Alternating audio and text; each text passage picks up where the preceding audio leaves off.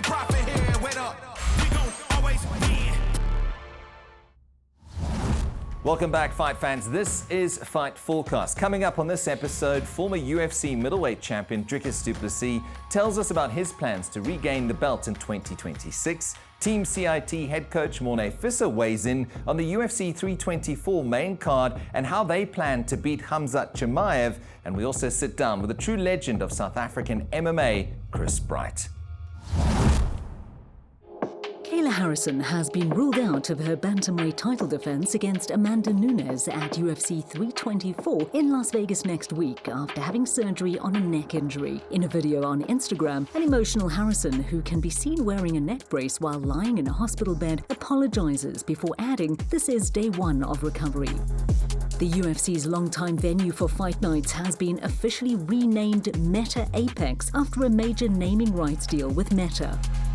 Dana White confirmed that former middleweight champion Israel Adesanya will headline UFC Seattle on March the 28th, 2026, taking on rising contender Joe Pyfer. Pyfer has been on a tear with finishes and brings serious momentum against one of the GOATs. UFC President Dana White has officially ruled out the long-rumored clash between Conor McGregor and Michael Chandler for the historic UFC White House event in June 2026. UFC heavyweight Mohammed Usman has accepted a 30-month suspension after admitting to testosterone and peptide usage.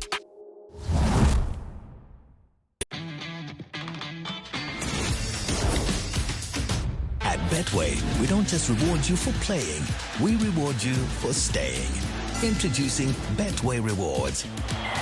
Earn points on every bet you place. It's that simple. You can also convert your points to cash whenever you like. With Betway, loyalty always pays off. Join the action today and start earning points.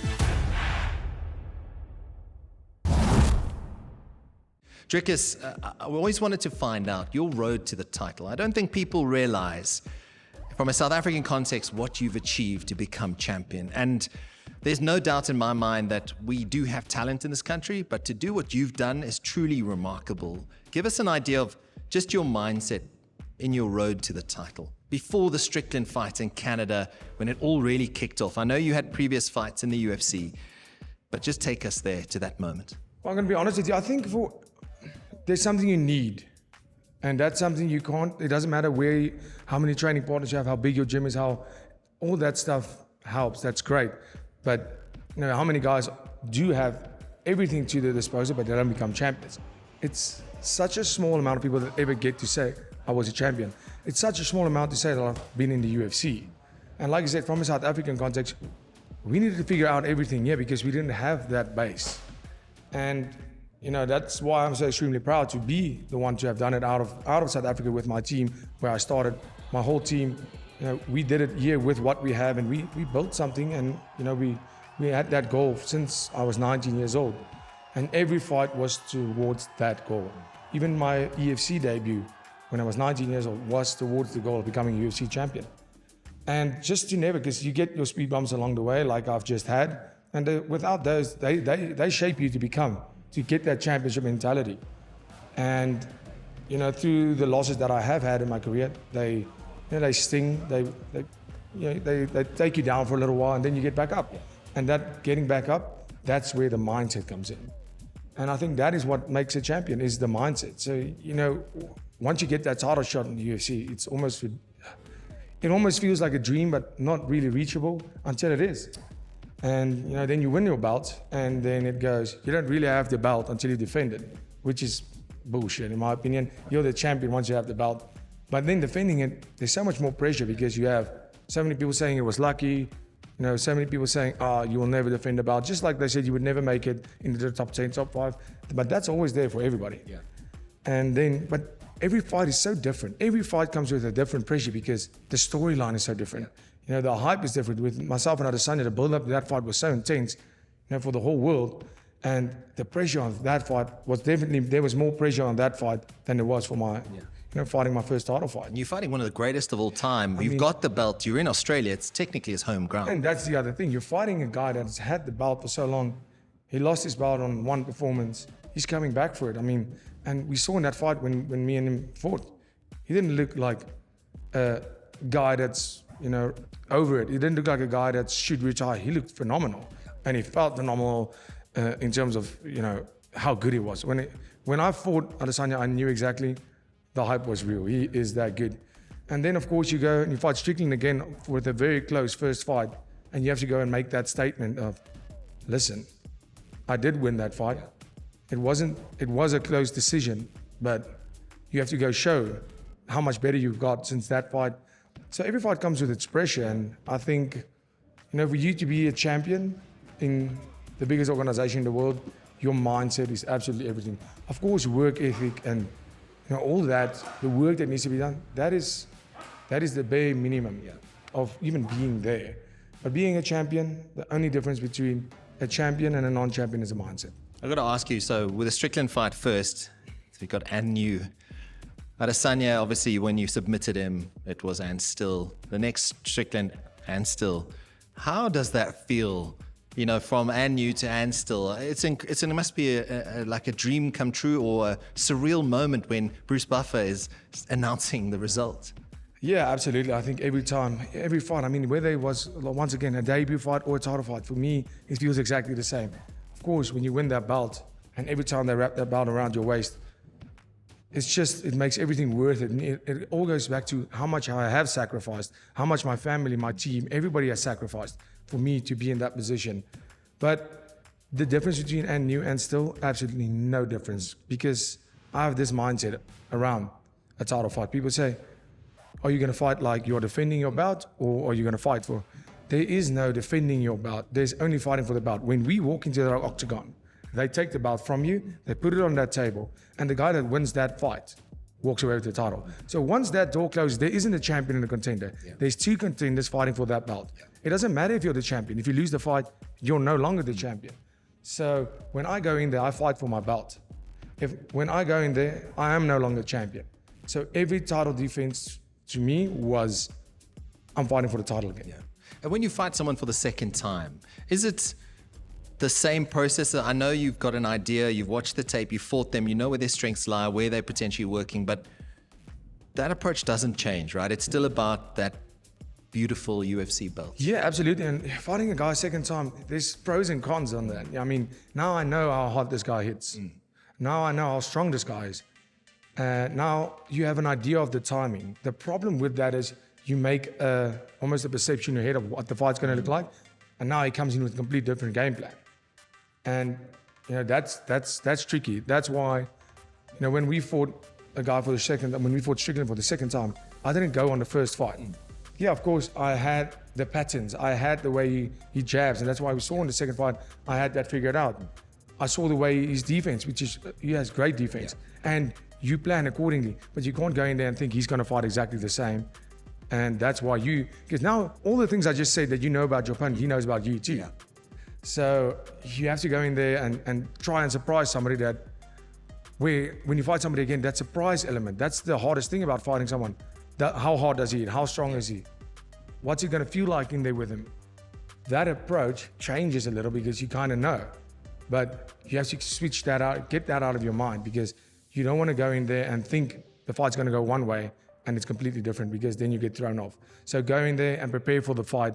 Prepare for yourself. Don't prepare for that opponent. Another one then, when you're fighting someone who's a Hall of Famer, who's a GOAT of the middleweight division, in Adesanya, how difficult is it not to buy into the sense of the occasion, the hype? Because you said the hype was real. You felt the kicks. You felt the power. He's a reason he was at the top of the pile for a long time. Is it something that you try and block out and focus on your own process? Because it's tough. When the UFC show rolls into town, it's a show. It's business. It's entertainment. Absolutely, I think, but I like to buy into that hype. I look at my opponent and I go, he is that good. Yeah. I'm not going to tell him, sit in that he's not that good. He is that good. And that's why I need to be that good. Yeah. I need to be better.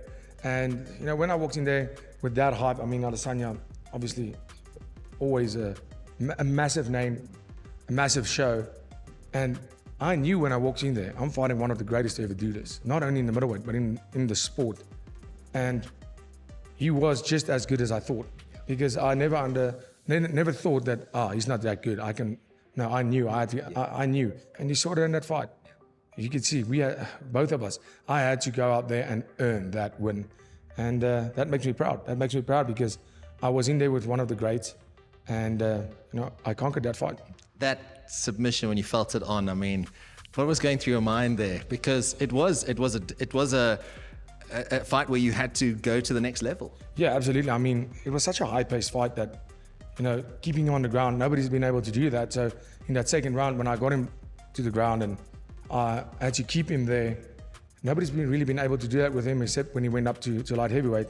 So when I walked out for the third round, I told myself, this is a long night at the office. And when that fourth round came, I almost got a second win. I used that third round to kind of, especially the first half, just recuperate, almost, get a bit of energy back. Both of us did that. But I mean, in a sense where we still went for each other, but try to conserve a bit of energy. But I almost had that choke in the first round, actually. I had him down. It was so close. My hook slipped out, and obviously he's great at defending that. And he got back up. And that third round, when I got him, I rocked him with punches. I could see he was hurt, got him down, and I just went immediately for it because I couldn't let him recuperate once we got on the ground. So I immediately went for it. And as soon as we turned around and I got my hands together, I knew this was over. And I mean, probably one of the greatest moments of my career. You didn't have such a great moment in Chicago against Khamzat. You speak about bouncing back, keeping that championship mindset. How frustrating was that fight for you, and what has kind of changed now in your next step? Yeah, I think the fight was, like I said on the night, big ups to him. He came out there and he did what he needed to do. Not the kind of fight that I would have wanted with all the hype. It wasn't a very fun fight to watch for anyone. I got bored in the fight and I was in there, to be honest. But he did what he had to do to win that belt. I mean, if that's the way that you are gonna go, well, good for you. I mean, it's different strokes. I mean, he negated everything you could possibly bring. Yeah, 100%. He made sure he stayed out of danger, and he fought that fight, and he almost neutralized me and making it a fight, because if we made it a fight, it would have been a different story. But he knew that, so he was smart in that. So I mean, frustrating, absolutely, but like I said, the speed bumps, that's what makes me better. Now I know the little piece of this puzzle where I need to work on, and believe me, in my next performance, you will see me do that, exactly just that, be a master at that. Can't wait to see that. I'm not going to ask you who that is. That's coming up on the next episode of Fight Forecast. There you have it. It's all happening in terms of the world of MMA. Combat sports is right here on Fight Forecast. Next on Fight Forecast, we feature a legend of South African MMA. Former EFC lightweight fighter Chris Bright is regarded by many as one of the sharpest minds in the sport.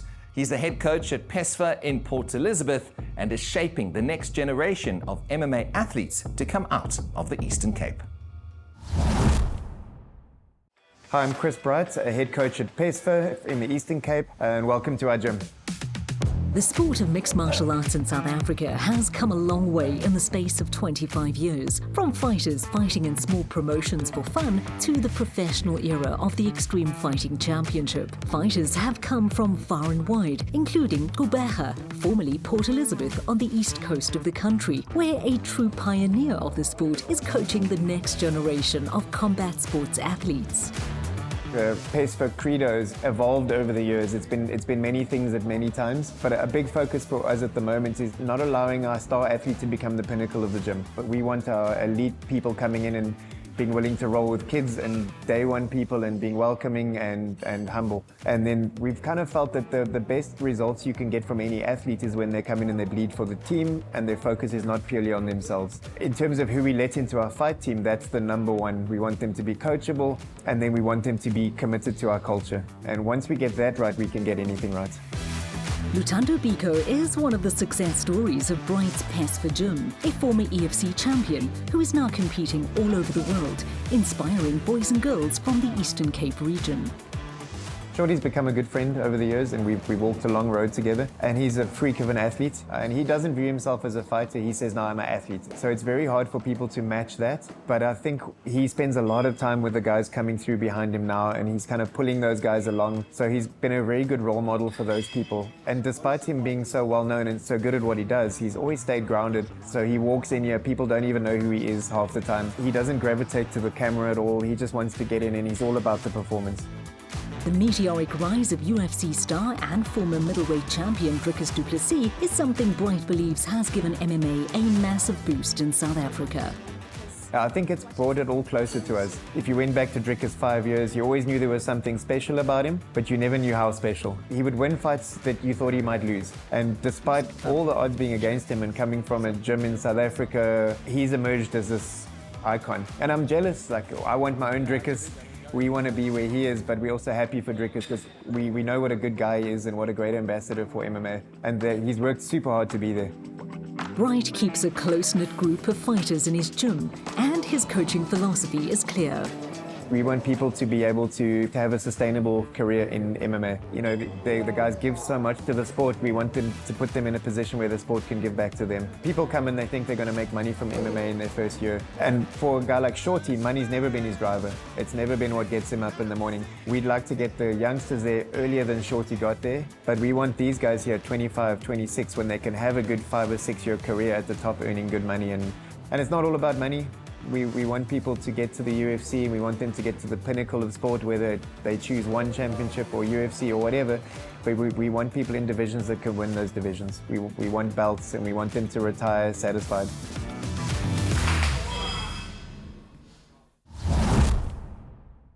The first big UFC number is upon us, just a few days away now. UFC 324, the T-Mobile Arena in Las Vegas. And joining me is a special guest today. He is Africa's most successful combat sports coach, Team CIT head coach, Morne Visser. Morne, thanks for making time. I appreciate it. All the best for 2026. 2025, done and dusted. What does 26 look like for you? Firstly, Happy New Year, all the MMA fans. Last year's over and done with, thank heavens. We've had a tough one. Also had a lot to learn, still learning, still changing. Main goal for this year is obviously we're trying to rack up as many belts as possible in a lot of different organizations, but the main goal now is to get Dricus' belt back in the middleweight, UFC, ASAP. So that's our goal, and not to lose any fights. That will be a good thing, right? Yep. Tell me a bit about Cameron Simon. Are we expecting to see him back in the mix at some point this year? So obviously we've had a lot of issues that we had to sort out with Cammy, not only with he's had quite a few big injuries, which I think we are on top now. And then I had to change a bit of his style. He was the only guy in the gym his footwork was so good that he was 100% willing to fight on his back foot, and that's not how we fight. My gym doesn't fight like that. So I've had to make big changes in his style, get his base better, get him to slow down. But what a change. He hits like a welterweight, maybe a middleweight. Plan for him is to get him back. He's in Thailand now, training with Dricus. Usually what I do is when we've got a bit of a off time in our gym, I send the guys abroad, not so much to go and learn, but to go and test. I speak to them daily. Cammy and Dricus are obviously 100% on where they need to be. So Cam's plan, I hope to have him back on the international stage in beginning to middle April. Got to ask you, Dricus, obviously lots of speculation. Brendan Allen calling him out. I mean, he's the former champ. A lot of people calling him out. What does that sort of plan look like for you? I mean, you said getting the belt back, but I suppose it's potentially one fight and then maybe another before he gets a shot, or do you think it might be sooner than that? We obviously speak about this a lot. I've always said this, and I'll say it again. We are all, doesn't matter who you are, even the old Conor McGregors, we all are employees of the UFC, so we do what they say. But I think the plan for us will be fighting in April, either Brendan Allen or Imamov, and then if it's Allen, he's in for a shit time, man. A 3-rounder with Dricus is just going to take his head off. He just doesn't understand. I mean, Dricus hasn't fought a 3-rounder in how many years? So he's going to die in there. So we're looking forward to whatever they give us, but I think it's going to be Allen. And if it's Allen, we'll take whatever they give us after that. A lot of the top guys, maybe the top 7, 8 are fully booked. we are number one contender. So they're giving Imamov the chance now to fight Hamzat. I don't know if Hamzat's going to fight him. I don't know if he feels like that's a nice matchup for him. If it's going to be, I don't know. It sounds to me like he's backpedaling out of it. It's boring. Not that I say Imamov's a boring fight. So if we don't fight Brendan Allen in April, we're going to fight Imamov, and then we're going to obviously try to fight Hamzat at the White House. I want to focus on 324 because that's a big one. But while I've got you here, what do you change this time around with Hamzat?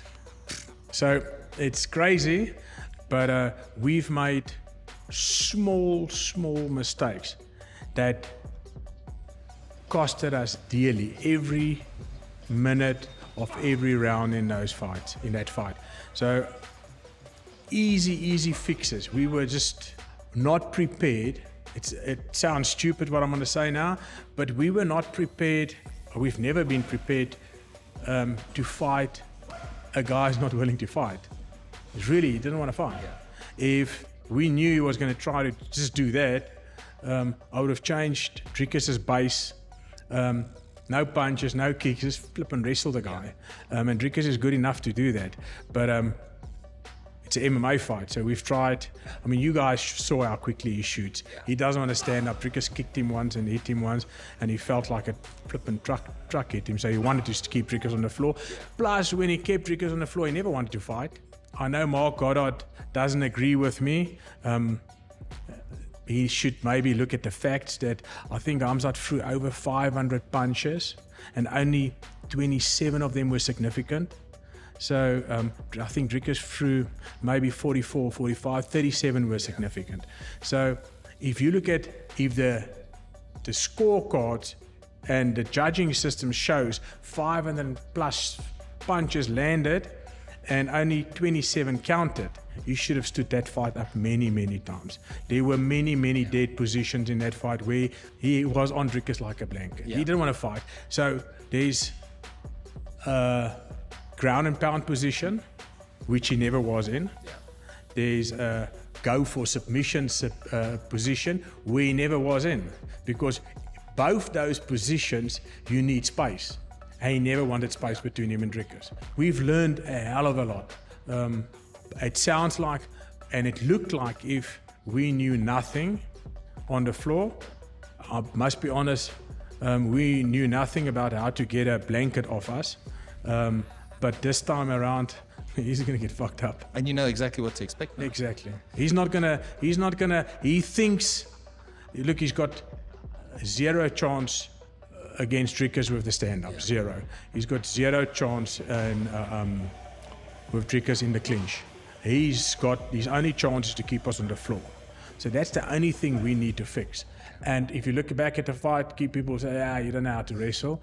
That's the only thing he did. He only had to hold on to Dricus for 25 minutes to win the fight. That's what he did. So he did his job well. We'll make sure that will never, ever happen again. And Dricus is hungry. People ask me, a lot of people, when they see me, ask me, is Dricus still hungry after they lost? More than ever.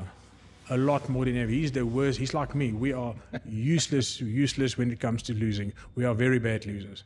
I think it's going to be an exciting year. Let's look ahead to UFC 324, Las Vegas. Well, we've got an interim lightweight title. Justin Gaethje, who's the former interim champion, against Paddy Pimblett, who seems to be a massive star, who's got all the talent. How do you see that one going? Because I think we know Gaethje is blockbuster TV every time he gets into that octagon. Look, Justin has fought everyone, He has. From Khabib, Poirier, I mean, all the best guys in the division ever. And he's still pumping at it. His last fight with Max was awesome. Was crazy. And I think he made a small mistake. I think there was like 5 seconds left when he got clipped. But that's the game. We saw Max's last fight. And it's a crazy sport. Nowadays, O'Malley, we saw him against Morab. Yeah. Morab drilled him twice very hard. I don't think Morab would have been able to done that with Gaethje. Gaethje's wrestling is too good. We know how the Dagestanis and the Russians hold on to you. But Merab's last fight against O'Malley, O'Malley was the first fight, Merab killed him with the wrestling, held on to him and broke him. And then I think the second fight, O'Malley was too worried about the takedown and he got murdered. He actually got beaten stand up. If O'Malley stay, look, I like his style. Yeah. He's a sniper. He's a sniper. Yeah. But so is Gaethje with bombs. That's absolutely. He snipes with bazookas. And Gaethje, you don't take Gaethje down, eh? Yeah. So I think it's going to be a stand-up war. So Pimblett, do you think strikes with Gaethje? Or do you think he tries to take him down? Strike with him. All right, let's have your predictions then. Justin Gaethje against Paddy Pimblett. Who do you think wins that one? 100% Paddy. O'Malley against Song Yadong. O'Malley. There we have it. Morne Visser, thanks very much for your predictions. UFC 324 happens in Las Vegas. You don't want to miss out on that action. It's going to be a fantastic watch. It's the start of 2026. In the interim lightweight title fight, the smart read is does not go the distance. If Paddy Pimblett wins, it's likely by finish, ground and pound or submission. If Justin Gaethje pulls the upset, it's almost certainly by knockout. In the co-main event, Sean O'Malley versus Song Yadong leans toward a fight going into the later rounds. O'Malley's most likely path is a decision or late TKO, while Song's danger is an early knockout if he can close the distance. At heavyweight, Waldo Cortez Acosta versus Derek Lewis screams volatility. The prop to watch is Lewis by knockout versus Cortez Acosta by decision. Power against control. In the women's bout, Natalia Silva versus Rose Namajunas trends towards a technical fight with Silva by decision or submission, most likely outcomes. And at featherweight, John Silva versus Arnold Allen leads towards violence early. Silva by KO or TKO or Allen by decision. Those are the methods to watch, because at UFC 324, how it ends may matter more than who wins.